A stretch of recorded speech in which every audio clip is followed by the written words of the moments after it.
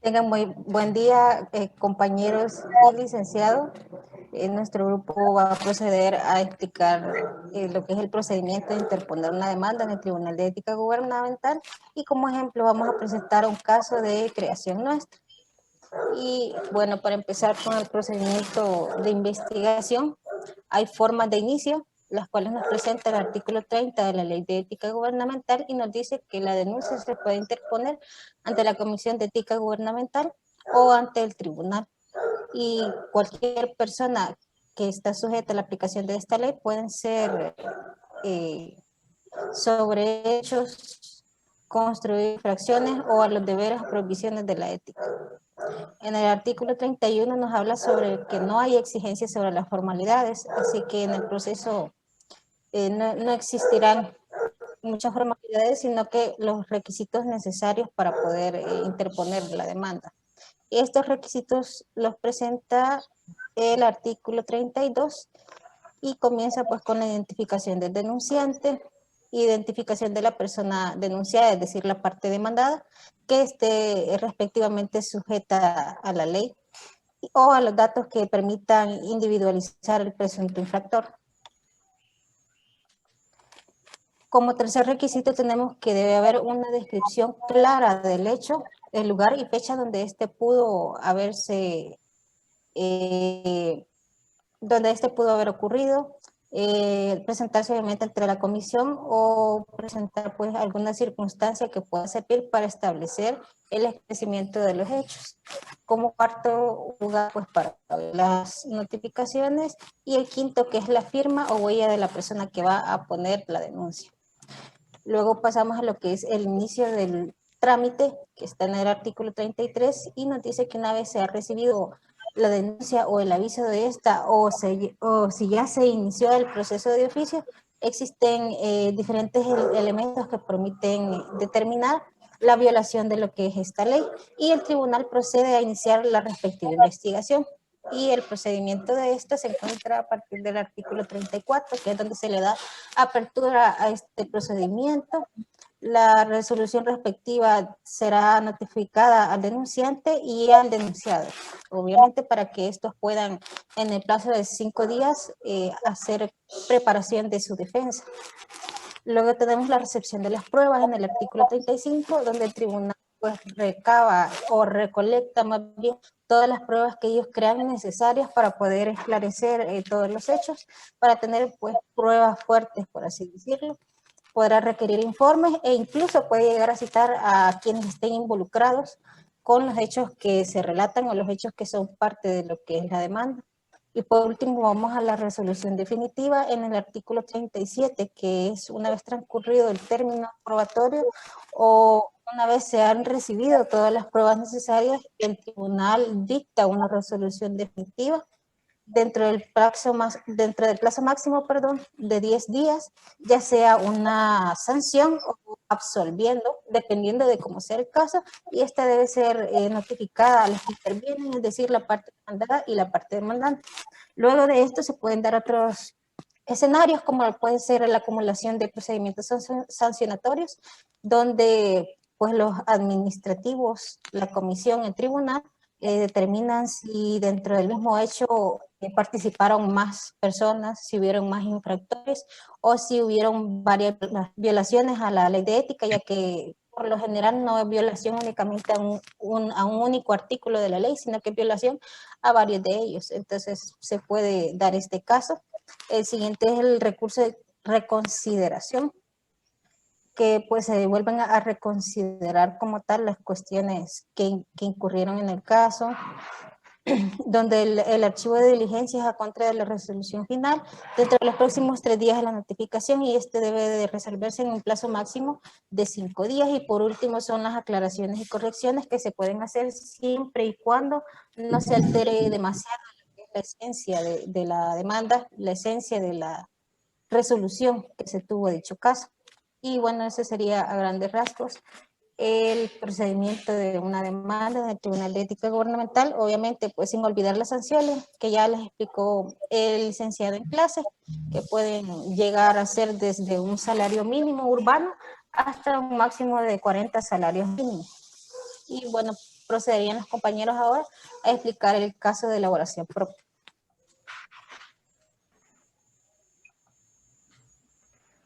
Buenos días. En este caso nosotros le vamos a ejemplificar lo que es un caso del cual el señor Ricardo López demanda a Jorge Lara porque éste ha abusado y de su cargo y se ha enriquecido de él. En este caso, el señor Ricardo López mandó una denuncia por escrito, ya que él es mayor de edad, salvadoreño, pero que en Tegucigalpa, Honduras. Su número de identidad del señor Ricardo López es 061276688-2, el cual, como ya dije anteriormente, está demandando al señor Jorge Lara, quien es cónsul y representante de El Salvador en la sede de Tegucigalpa. En este caso, nosotros le vamos a mencionar los hechos que el señor Ricardo López tiene contra los acusados Jorge Lara. El caso se llevó el día martes 1 de diciembre del año 2020, en donde el señor Ricardo López se encontraba en la sede tratando de resolver un problema con respecto a su partida de nacimiento, ya que esta estaba mal escrita. Y en ese momento que el señor Jorge Lara lo estaba atendiendo para atender lo que son sus asuntos con respecto a la partida, dice que le solicitó un abogado, el cual se iba a encargar de resolver del caso, y lo mandó al señor Elías Pérez, que prometió lo que fue resolverle el caso para hacerlo, pero lo que a el señor Ricardo López le pareció extraño fue que le iba a pagar una gran cantidad de $500, cuya cifra a él le pareció demasiado absurda. Y entonces, investigando un poco, el señor Ricardo se dio cuenta de que esto tenía íntima relación con el señor cónsul y que estas cosas le llevaban planeando desde hace muchísimo tiempo. Entonces, y podemos ver que el acusado entonces ya llevaba una larga travesía haciendo ese tipo de cuestiones en donde ambos se lucraban de su trabajo. Que presentó el señor Ricardo López fueron adjuntadas y fueron recibidos por una constituiría en el cual también conoce algunas personas que testificaron que el señor Jorge Lara hace mucho tiempo también había hecho eso. Entre las personas testigos está lo que Berta Campos, la cual pagó una cantidad similar en el año 2019 por trámites en el consulado llevado a cabo por el señor Elías Pérez, por recomendación del señor Jorge Lara. También está el señor Alonso Recinos, persona a la cual también el señor cónsul le manifestó que los trámites en el consulado debían ser llevados a cabo por Elías Pérez. Y otro testigo que se tiene es el señor Mario Chavarrilla, el cual estaba realizando trámites en el consulado, representado por un abogado, participando el señor cónsul Jorge Lara, manifestó que todos los trámites debían realizarse con el señor Elías Pérez. También ellos notificaban estos a un correo Elías Pérez, en el cual ahí se hacía constar que ellos habían depositado lo que es el dinero para que se llevaran a cabo los trámites, mientras que era llegado al correo, pero ellos nunca recibían lo que eran los trámites que estos poseían. Y hasta aquí ha llegado mi participación. Va a seguir mi compañero en la resolución y los hechos éticos de este caso.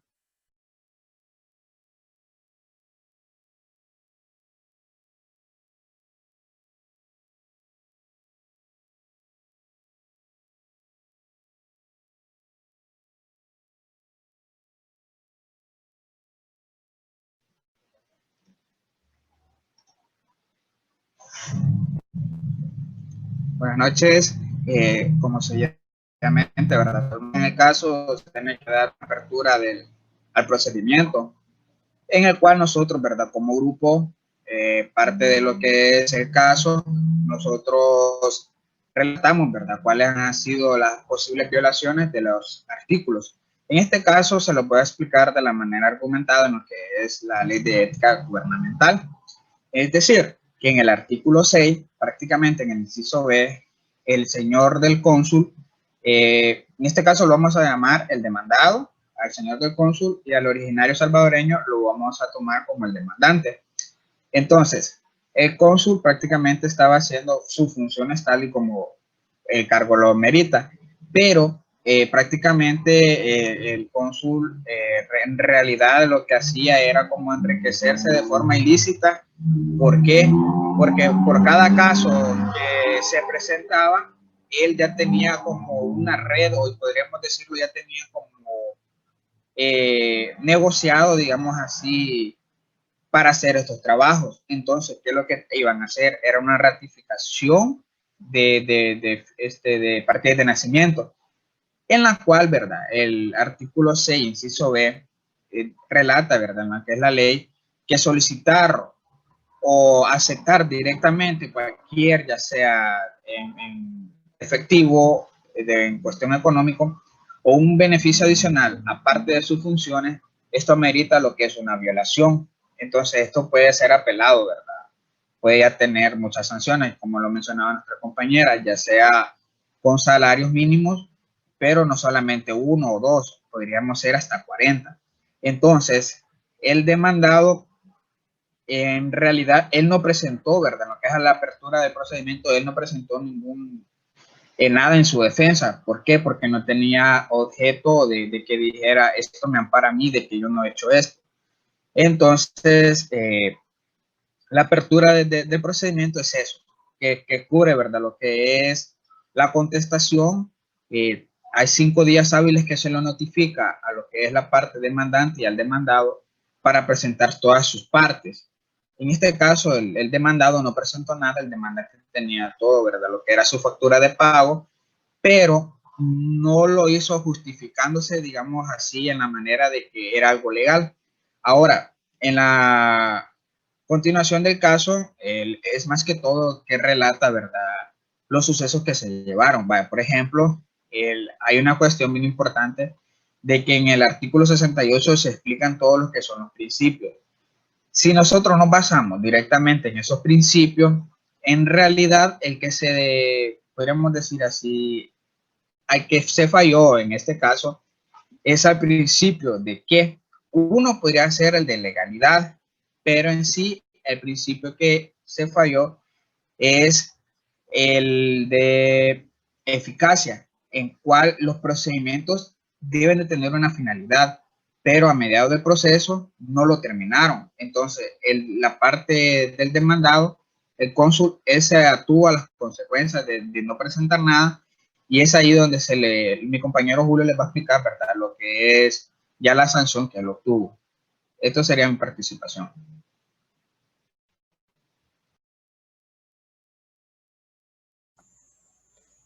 Buenas noches, licenciado. Bueno, para seguir con lo que es el caso, nos vamos a trasladar hasta la parte que es la audiencia probatoria, en donde el Tribunal de Ética Gubernamental de la ciudad de San Salvador, a las 14:30 del día 10 de diciembre de 2020, se encuentra en el tribunal para iniciar una audiencia probatoria, debido a que la parte demandada no presentó defensa, ni prueba ni de ningún tipo que se proceda a interrogar a los testigos de cargo del señor Ricardo López. Entonces, aquí es donde entra el artículo 96 de la Ley de Ética Gubernamental, que es la valoración de la prueba.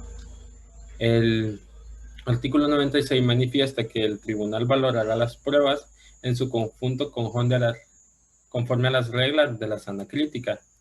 Y esto también pasa al artículo 99, donde se establece la resolución definitiva, que dice que una vez transcurrido el término probatorio o recibida toda prueba, el tribunal dictará la resolución definitiva con la debida motivación dentro del plazo máximo de 10 días sancionando o absolviendo al denunciado según el caso.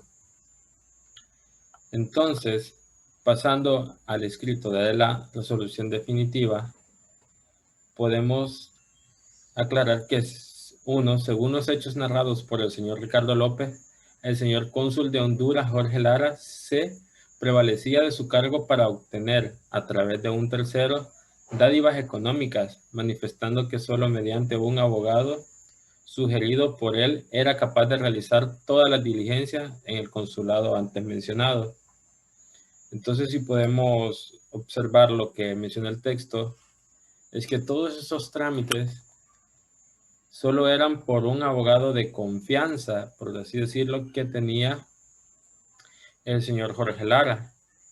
Entonces, él a través de eso podía hacer todas estas dádivas económicas porque no había alguien que podría manifestar lo que estaba sucediendo, ya que como el abogado era de su confianza, así de fácil ellos podían hacer esto antiético, por así decirlo, porque él manejaba como nosotros decimos aquí, como el abogado estaba por cuello, como lo decimos empíricamente, este cubría todo lo que hacía el cónsul.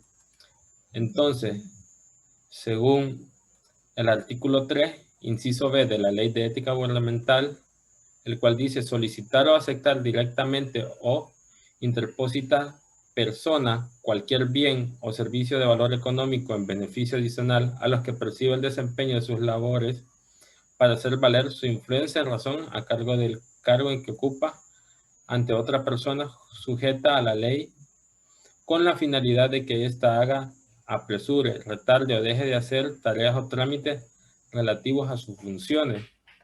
Entonces, como había explicado anteriormente, como el abogado era de su confianza, lo que hacía era retrasar los trámites, hacer lo que el cónsul le decía, sin importar el qué podría pasar.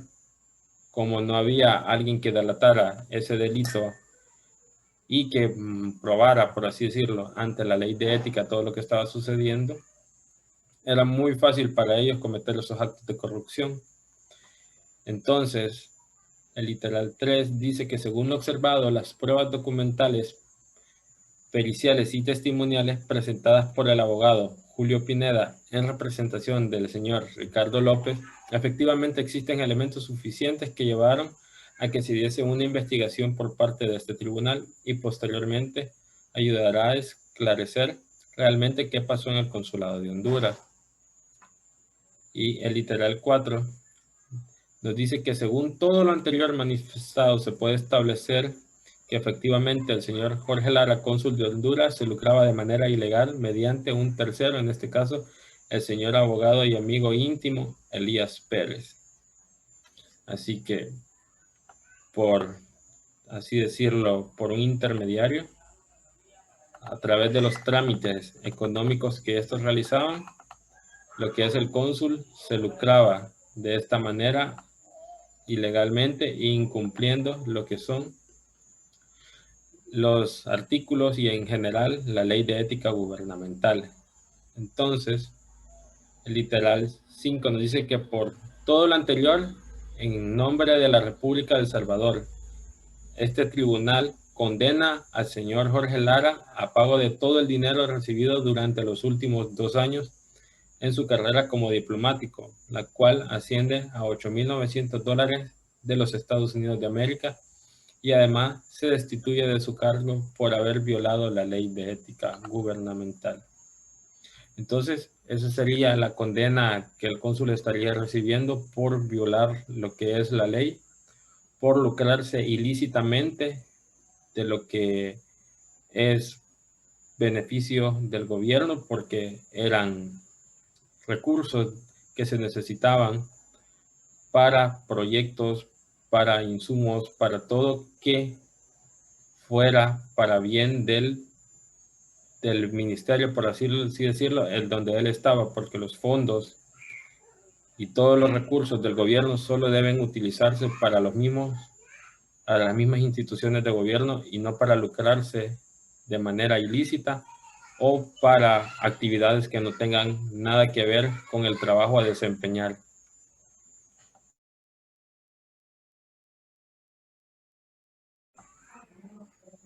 Quisiera Bueno, hasta aquí agregar llegamos yo de nuestra que participación.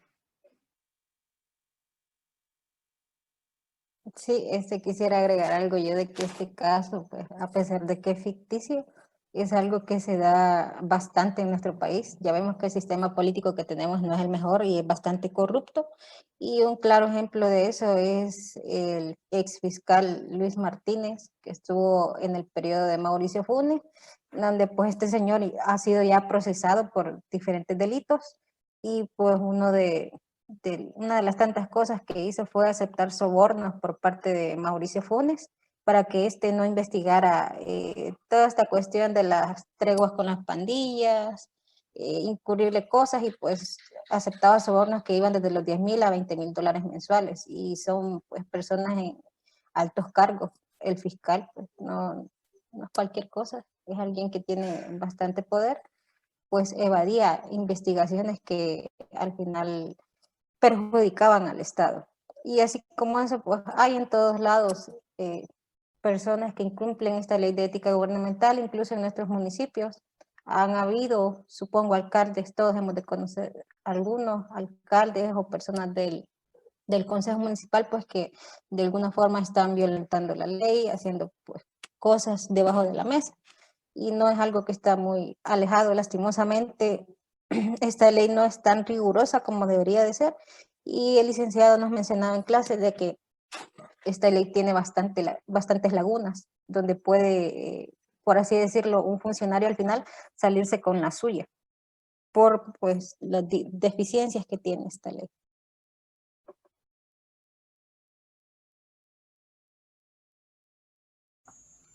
Agregando también un poco más Bueno, y como de... decían nuestros compañeros, ¿verdad? Tenemos varios problemas con lo que es la ley, de que muchas veces es ineficiente y pues los valores éticos se ven muy reflejados en este caso, ya que la integridad de las personas se afecta mucho porque no ponen en práctica ciertos valores, ciertas costumbres y pues la moral no se ve reflejada en este caso.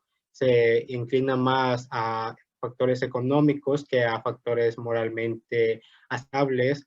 Es por eso de que mis compañeros, concuerdo con ellos, de que la ley tiene muchas lagunas en este caso, en este país, y que muchos funcionarios que llegan al poder cometen muchos actos delictivos.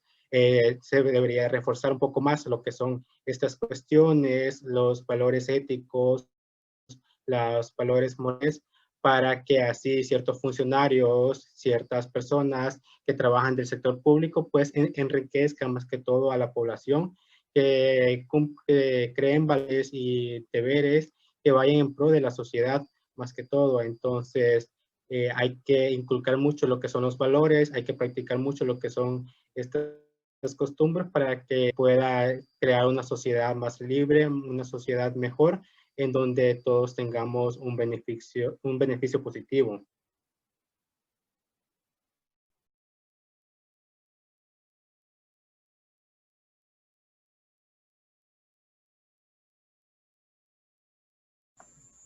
Entonces, agregando un poco más, esto, como decían compañeros, realmente pasa y demasiado en el país y es bien lastimoso de que los funcionarios públicos sean los que cometan más actos de corrupción y que no ayudan al pueblo como debe de ser. Hace que un par de semanas la tarea de los exfuncionarios públicos éticos y antiéticos fue realmente un reto porque fue muy difícil encontrar alguna persona que hubiese hecho bien su trabajo y pues corruptos sobraba un montón, o sea, pues poníamos funcionarios corruptos y era una lista muy grande. Entonces, así vemos cómo la ley de ética gubernamental, como ya lo mencionaron 2 veces, tiene muchas lagunas donde los funcionarios pueden agarrarse y decir que no hubo problema y fue tal y como es. Y muchos de ellos ni siquiera pagan con cárcel, porque ellos juran cumplir lo que es la Constitución de la República, lo único que hacen es romperla. Así que esto creo que sería todo. Si algún compañero quiere agregar algo más, como un apartado, un comentario de que es la ley de ética, pues puede encender su micrófono.